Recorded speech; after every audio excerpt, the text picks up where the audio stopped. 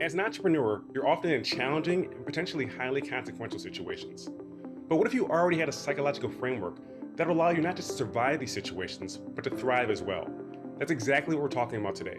And we're joined by Amina AlTai. She's a holistic leadership and business coach. She's going to share her experiences for running her own business and how she's helped others as well. We'll talk about having the right money mindset, so when you're in conversations, you don't sell yourself short. How to have the endurance to push through these challenging situations. And then lastly, some resources for further education. But first, I want to start by debunking some myths about what mindset is and what it isn't. Let's jump into that right now. So I'm Amina AlTai. I call myself a holistic leadership and mindset coach. And I say holistic because I take a mind, body, and career approach to coaching. So looking at what's happening in our mindsets, looking at the messages our bodies are sending us because we are one system, and then also looking at the strategies and tactics we use in our work that set us up for success or not so much. And I have gotten to coach the most amazing humans, from Olympic gold medalists to Fortune 500 leaders to brand new founders and everybody in between. And it's the most fun work to get to do. So almost selfishly, I want to go a little bit deeper on what mindset is, because it's almost a buzzword these days. Growth mindset, fixed mindset, so on and so forth. And I want to decouple the buzzword from the actual meaning and application of what mindset is. So let's jump into that right now. Yeah. What's the difference between having a fixed mindset and just being kind of lazy? That's such a great question. Well, I think laziness, there's resistance there, right? So it's like, well, why are we defaulting to laziness? Because there's something that we don't want to do. There's something that we don't want to look at. It's the same with procrastination. Procrastination is a mindset challenge. There's something in there that's intercepting our ability to get to the thing that we want to do. Laziness and procrastination, I think, kind of go hand in hand a little bit. And I think that they're absolutely related. There's potentially an underlying belief that we don't have the ability to solve that thing or move through that thing in the way that we want to. So we procrastinate, or we put things off, or we default into laziness because there's an underlying belief of maybe that thing can't happen for us. Got it. So they're separate but related based on what you're saying. Yeah. No one's ever asked me that question before. I love it. Procrastination is a mindset challenge. Think about that. How many times have you put something off day after day after day? If it happens to you, it might be time to do some soul searching. Why don't I want to do this? Is there a fear of completion? Do I not feel like I'm qualified? Do I just not care about it that much? Whatever it is, just do some double clicking, do some soul searching on that, and come to a conclusion, right? And I'll give you an example. I recently hired some freelancers off of Fiverr to do some work for my agency. And I was humming and hawing, not really to pull the trigger and say this is good, because in reality, I didn't want to present that to the world not knowing if it was perfect or not, which is impossible. Now, but luckily with Fiverr, you have to confirm yes or no if you want to pay for something within 3 days, or you pay for it. So I think knowing that, they built it into the platform, saying, look, people are going to be indecisive. They don't know how to do this stuff because they've never done it before. That's why they hired someone, and they built it into the platform, right? So this is a small example, but we all go through these challenges every day. And if you can just recognize that and say, look, here's an opportunity for me to improve and push through this, you'll be more successful. But how do you keep doing that day after day after day? How do you build that endurance? We're going to talk about that right now. 4 million people voluntarily quit their jobs in April, the largest vacancy in the last 20 years. So a lot of people are saying, look, this ain't it. So, I mean, just in your experience, what mindset skills are needed for someone to thrive in the new normal, whether it be changing jobs, pursuing entrepreneurship? Like, what do you think is essential to them being successful? Yeah, and I just want to go deeper into that statistic too, because over the course of the last year, the people that we've really seen exit the workforce in the largest numbers are women and women of color and senior women, just because of the demands of not only what's happening in leadership for them, but also at home, and really feeling pressured and looking at their values and deciding, okay, there's another way for me to make my life feel better and for me to show up in work that I can have the impact I want to have, and I don't have to have the trade-offs that I'm having in this way. So we're actually seeing more women in entrepreneurship now than we ever have. So it's interesting because, yes, leaving the workforce in droves, but we're seeing this pandemic also fueled a rise in entrepreneurship. So some interesting and positive pieces of the data as well. I think what is really important for us in the next normal is endurance. So many of us talk about resilience, and resilience is about like bouncing up and bouncing forward. Endurance is, how do we keep the pace for the long haul? Because we don't know how long we're going to have to keep this pace, right? So 2020 brought a set of challenges. 2021 brings a new set of challenges. And I think that a year like 2020 in many ways can level the playing field. And I think that there's a lot of opportunity coming into 2021 and 2022 as well. And so for us to really rise to the top, for us to get ahead, we need endurance. So endurance, I have a 5-step process around it where I talk about managing our thought load, understanding the context that we're in, pacing and replenishing, having the right cheering squad. Like there's all of these aspects that help us cultivate endurance. But I would say of the 5 pieces, the pacing and replenishing is the biggest part, because we all need to take a beat and pause and refuel so that we can be filled as we pour and give to the world as well. Pacing and replenishing is vital to success. Keep that in mind. And that's echoed by Dr. Michael Gervais, who's a high performance psychologist. This guy trains Olympic level athletes, and they realize how important rest is to performance, right? So, all that hustle hard stuff you heard before, throw that out the window. You cannot be the best version of yourself if you're under recovered, right? So, whatever journey you're on, keep that in mind. And for some of you, your journey might involve entrepreneurship, and this might be brand new to you. You're going to be in some conversations that are brand new to you as well, especially around money. So right now, Amina's going to give us some really good tips on how to have the right mindset going into these conversations. So you know me, and you know I love to talk about money because it is about mindset on both sides. So if you're in a sales conversation, it's about your money mindset, and it's also about the person that you are selling their money mindset. So for us, we need to believe wholeheartedly in our value and our transformation that we're bringing to the table. So if there's even a glimmer of a doubt for you about the transformation that you're giving, and if you can really serve and support these people, then we need to really look at that. So examining, okay, what are my limiting beliefs about my value and the value that I can contribute to these people? Am I fully showing up in this? Are there ways that I feel like I'm not showing up fully for it? Really digging deep there to understand maybe the story that we're in, but really owning the worthiness and the value. And for a lot of us, imposter syndrome comes up a lot. I don't know if you saw that Harvard Business Review article that was like, we need to stop calling it imposter syndrome, because it's basically all these systems that were designed for certain people to thrive and others to not. So some of us question our worthiness and our value more than others. So really own the worthiness and the value by looking at any limiting beliefs behind it. And then when you're with that person and you're having a sales conversation, it's an opportunity for you to understand where their limiting beliefs are around their money, because them not putting the money down is about what they're willing to invest for themselves and for their own growth, and if they feel like they have permission to do that. So you need to meet yourself there before you can meet your client there. So you need to do your own limiting beliefs work, but you can coach them through their fears, uncertainties, and doubts. So you can say, as you think about investing in this price that I just shared with you, what fears come up for you? What uncertainties do you have about my program? Are there any doubts? Or what do you want to get out of this? And let's talk through if you're going to be able to get it. Let me show you what I'm able to actually give you. And it becomes a really, really insightful conversation. I find that the coaching actually starts in the sales conversation. This is a really great example of how having a self-limiting belief can project lack and scarcity on those you're talking to. And as a result, you scare them away. I see this happen so often with entrepreneurs, people that are new to entrepreneurship. So what I say to normally is your goal to hurt people? Are you trying to rip people off or scam them? And once in a while, they'll say yes. No one ever says yes. They'll say, no, of course not. I'm like, great, go into every conversation with that intention of helping people. And as a result, you will be successful. Now, sometimes you might have the right intentions and you're still not the right fit for that person. But at the end of the day, you will be successful, right? So how do we do this? How do we develop this process of knowing how to have these conversations, of having the right mindset consistently? You might need some training.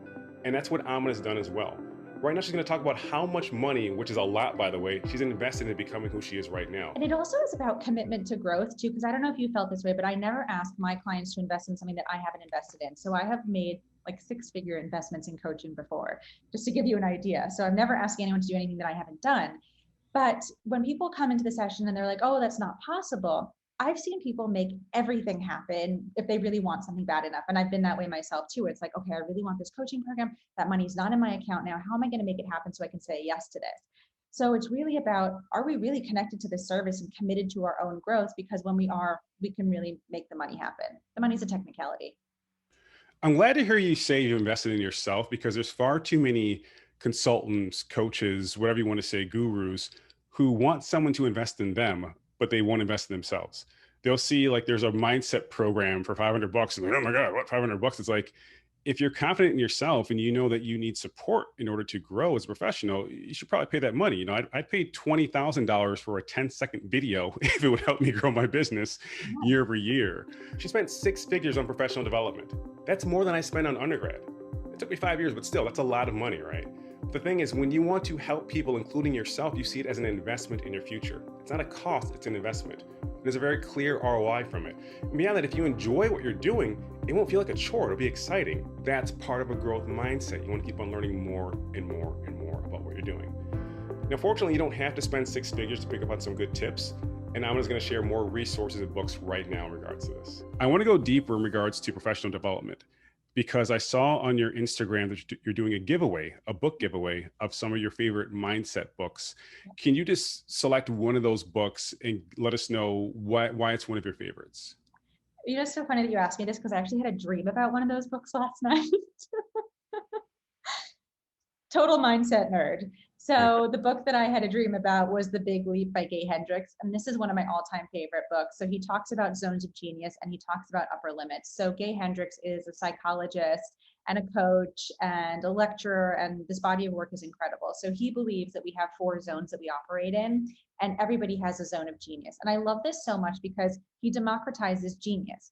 For a lot of us, we think that genius is for the select few, that only certain people have it. But the reality is we each have our own unique form of it, and we get to get on the court with it in our lives, right?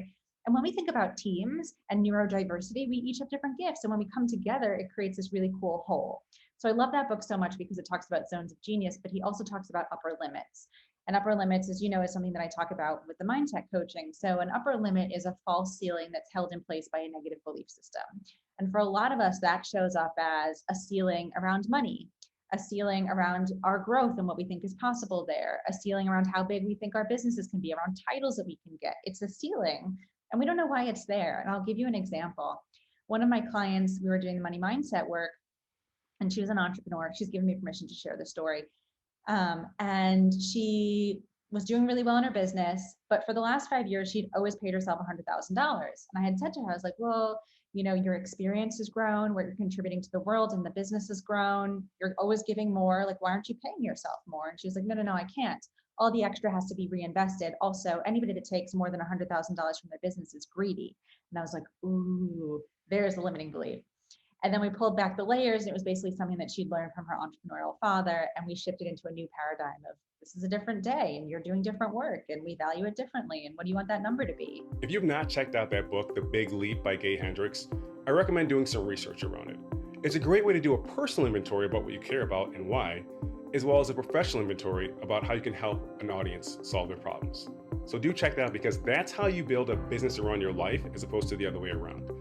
Let's keep it going here. So I'm still looking at your Instagram and I saw that you have a passion and purpose guide. Can you unpack what that is, what's inside of it? Yeah, so we were just talking about zones of genius with The Big Leap. And one of my favorite things to do is really help people find their genius and to build their work around it.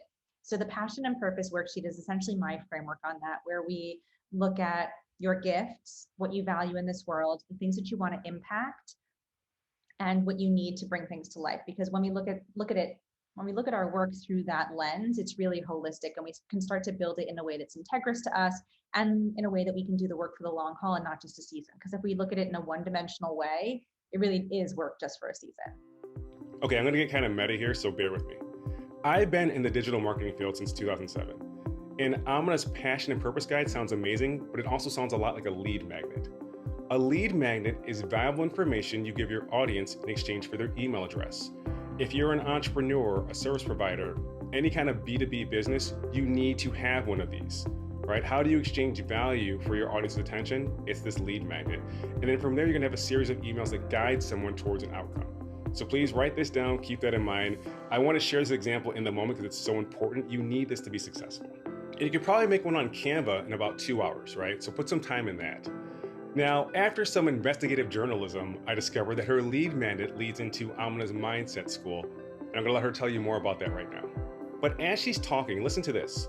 She doesn't talk about herself or her process. She talks about the outcome she delivers. That's the story you wanna be telling as well. I just opened enrollment for Mindset School. And Mindset School is my program where I'm teaching people all of the revolutionary mindset tools that I use with my clients to shift them. So if someone's coming to me and they're stuck or they're feeling blocked or they can't get to that next level, I'm taking them through a series of mindset tools to really allow them to shift. So basically, this is for coaches that maybe aren't business coaches or mindset coaches. Maybe they're wellness coaches and they need the mindset tools to help their client shift. Or for consultants who are working with people one-on-one or with teams, and the teams are entrenched in a particular way of thinking that isn't expansive enough.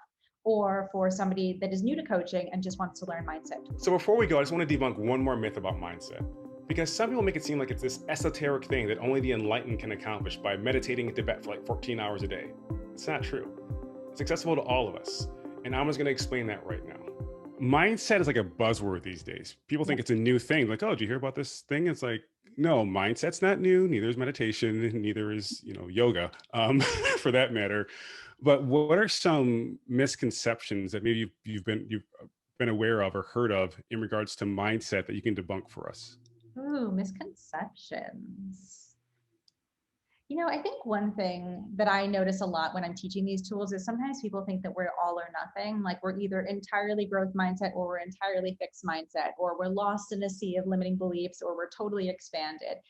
And the reality is, it's not an all or nothing binary proposition. There are moments in our lives where we might be in limiting beliefs and fixed mindset, and there are moments where we're in the more expanded mindset. And every new level of becoming requires something different of us. And so sometimes those limiting beliefs, the fixed mindset, creeps back in, and it's an opportunity to relook at it. And I think also it's interesting, I get this question a lot too, of, coaches rumbling with this. Like, why would coaches want a program like this? And I'm always being coached as a coach, because every human in the world has blind spots. And if we didn't, we'd be like God, goddess, the universe, right? Everybody has blind spots. And so for each new level for us, if we want to expand to that new place, we need to look at mindset and we need to stay in the work. We need to stay in the work. That part is so important. Because as I'm going to mention, we will vacillate between a growth mindset and a fixed mindset. That's normal. What's not okay is to get stuck in the fixed mindset. Because what happens sometimes is we have challenges. We try to go around it. We try to avoid it. No, the only way is through. And I know you've heard this before. Everything you want to accomplish is on the other side of your fear. How do you get there? Embracing a growth mindset. And it won't be challenging. You're going to have to test yourself, your limits. You will fail sometimes. We need to stay in the work, and that's how you find the reward on the other side.